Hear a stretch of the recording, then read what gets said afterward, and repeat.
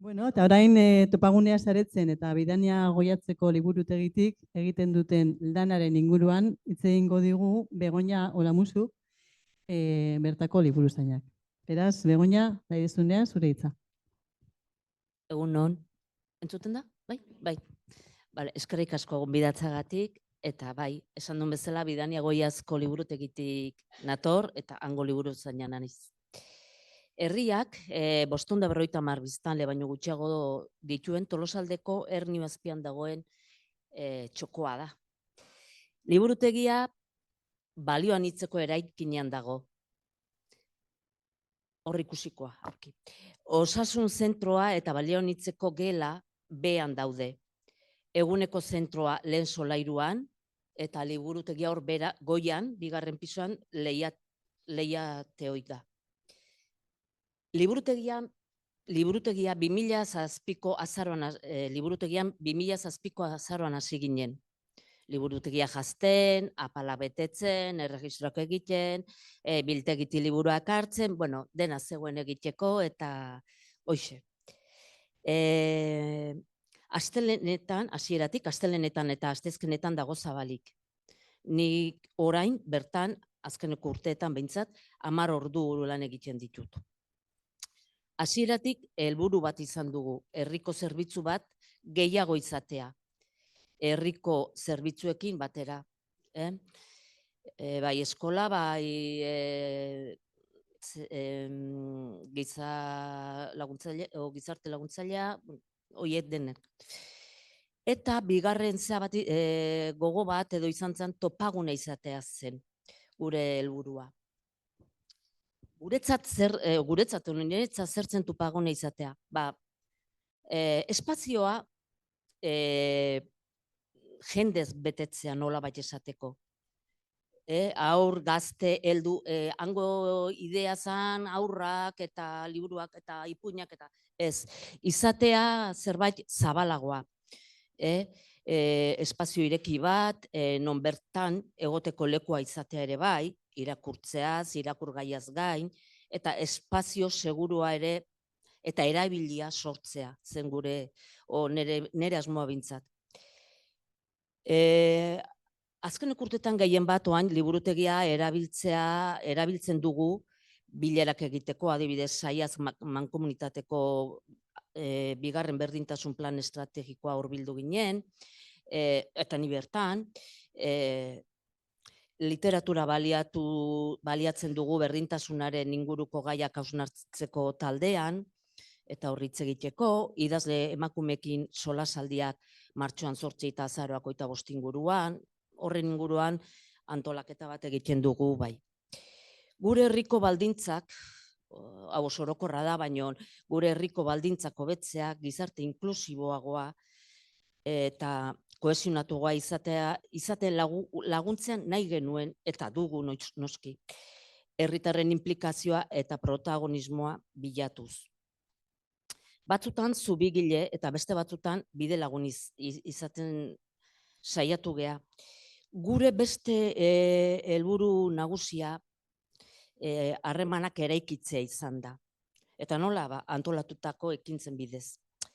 Harremana horiek izan daitezela bakardadea, isolamentua, bazterketa ekiditeko.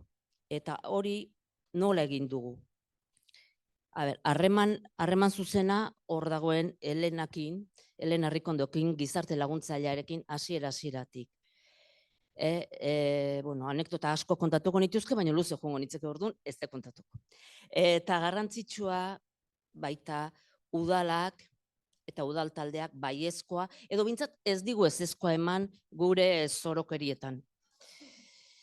Eta bigarren puntu baten bintzat, herriko ekintza ezberdinetan, ni behintzat horri bile naiz erle moduan, parte hartu naiz eta itxuraz, liburutegikin inungo lotureik ez zuen. Adinduekin ibileldiak Hortxipitxapan, antzerki saioak antolatu, Hortxipitxapan azaldu, edo oain dela gutxi junginenen, nola da, hor, holara. Ota hola, etortzen zait, banakin etzela. Ba, hoixe, adibidez, ez? Eta hona iritsita betiko arazoa, gure liburu zain buru hontan. Hor ikastaro bat izan genuen, orain dela 2 urte eta erdi edo, eta liburutegiak ikuspegi komunitariotik eta esaten genduen. Baina zer da liburutegia? Ze kompetentzi behar ditugu? Ze baliabide dauzkagu? Zenbateino inplikatu behar dugu? Eta galderak orgatu ziren, eta aztu genitun, eta hor hasieratik nolabait dena intuiziotik egin genuen, honi behintzapai, hor buru argitxogo bat izan zen Elena, igual garbi gogo eukiko zuen, baina ni bintzat. Baina, helburuak kontutan hartuta, topagunea esan duguna, eta hori dena, orain jarri diogu izena, ez, komunitario hori. Eta hasieratik hasi ginen egiten. Atzo Subiratzek esaten zuen bezala, beste gauza asko, programatu, baina, hala, egiten ere bai. Eta gu, otzotzen, hasi ginen egiten. Orain pixkat ekintzen kontaketa ingo dizuet. Bizitzaren eskola. Bizitzaren eskola 2008-tik 2018 hola iraun zuen. Ostiralero 2 orduz, dozena erdi bat amona biltzen ginen, gora bera, bai, eta beraiek entzun zutenaz, irakurri zutenaz, bizitzaz, gauza asko egin genituen. Bazkaltzera ateratzen ginen, inguruko jatetxetara, gaixotzen zirenean bisitak egiten genizkien, urtebetetzak ospatu, argazkitan azaltzen da bida. Meriendak liburutegian, ahotsak proiektuan ere partu hartu zuten, eta bar. 2014an adibidez, Martin eta Jacinto antzerkia sortu, idatzi, antolatu, zuzendu den egin nuen, ez dakit nola, baina egin nuen, txukunatea zen. Aurrak, gazteak, adinduak parte hartu zutelari, grabatu zuten hango zea batzuk, bai, herrikok. Eta hoi egintzan eguneko zentroaren 10. urte hurrena zela eta. Gero beste ekintza bat, eskolarekin harremana. 2020 arte nahiko puntuala izan zen, puntuala tarteka bai, baina nola esango genuke orain bezala, 20tik aurrea, urte osoko egutegi egiten dugu, eta hilean behin, HH-kok, aurre hezkuntzakok, LH lehen ziklokok, LH bigarren ziklokok, eta LH hirugarren ziklokok, gelako aurrak etortzen dira. Eta talde bakoitzari egokitutako saioa antolatzen diet, batzuei ipuina kontatu, txikienei noski, bestei daukaguna aurkeztu, esan nahi teleberria dela, olerkia, gauza berriak, biografia, komikia, eta horrekin ariketa eta ekintza ezberdinekin landu. Asko hitz egiten dugu, gehien bat LH bigarren ziklokoekin, eta hirugarren ziklokoekin, hitz egiteko ekintzak, iritziak emateko, bai, hitza asko erabiltzen dugu, bai. Tarteka irakasleekin adostuta liburu bat irakurri eta lantzen dugu. Eta, daukagu beste ekintza bat, teknosalseroak. Teknosalseroak da teknologia arrekalari aurre egiteko. 2022an hor COVID ondoren auzotu komunitatea eta digitalizazio ekimena landu genuen. Eta ekimen honen helburua komunitatea egiteko tresna digitalak baliagarriek izin zitezkela erakustea zen. Baina egindako lanketaren ondoren jabetu ginen askok eta askok ez zirela enterature egiten eta teknologia berrieki izugarrizko zailtasuna zituztela. Horrela sortu genuen teknosalseroak. Helenakin elkarlanean.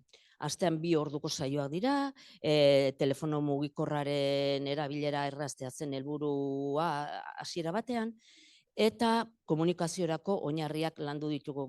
Hasieratik kontaktua gehitu, WhatsAppan ora erabili, basikoak, baina, gero joan ginen gehitu gauza zailtasuna esango genuke. Gero bakure etorri izan, gero nik aplikazioa botika deskargatzea eta botikarako, eta erabiltzen dute, mediku karpeta, osasun gintzako mediku karpeta, eta zitak eta gustatzen zaie. Eta eroskiko enkarguak online egiteko, anekdota badauka, baina ezin de kontatu. Hori ere, eta bere ordenadorekin etorri zen, da, venga, erakutsi behar diazu, eta egin genuen.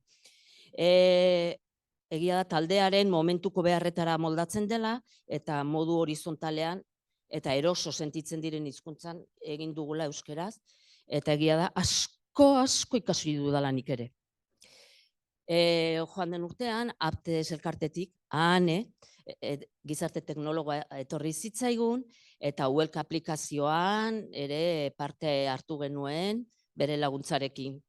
Horri biliginen, eta ibilaldiak, eta zan ariketak teknologiarekin eta harremana sozialak lantzen laguntzeko erabili genuen.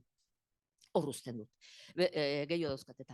Irakurle taldea, 2022tik, hoi izan zan, esaten dudan adibidez izan zan, txipitxapa joan nintzen, antxe ardi galdu bezala, eta geho ekarren nitu nire txokoa, liburutegia. Erakutsi nien, esan nien, zegin zitekeen, auta beste, eta esan nien, adibidez, hilean behin liburu bat irakurri, hilean behin elkartu, ez dakitzer kontatu, eta norbait animatzen da?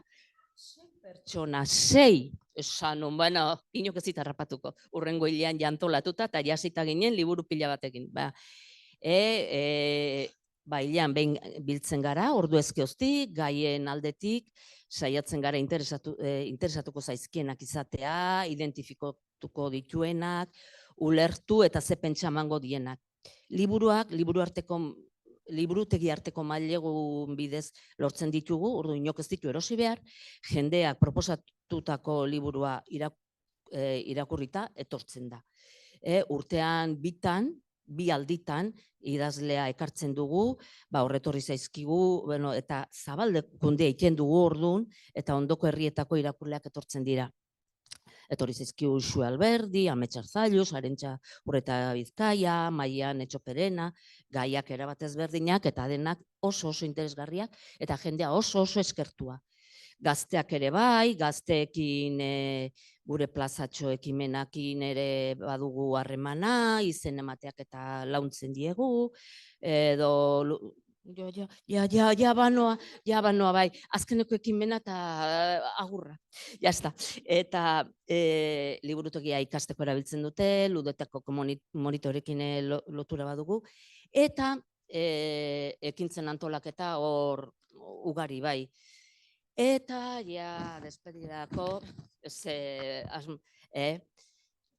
gure arrakala ikusten dugu toki batean, etortzeko asmorik ez duten horiek erakartzea. Guretzat ez da hori esaten duten horiek tentatzea. Eta hoxe, gure xumetik lanean segituko dugu egunero ikasten. Eskerrik asko. Eta barkatu.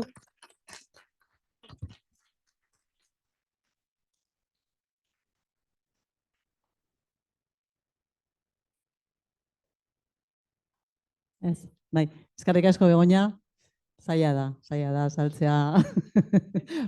Baina, egin dezu eta saldu dituzu hainbat gauzak,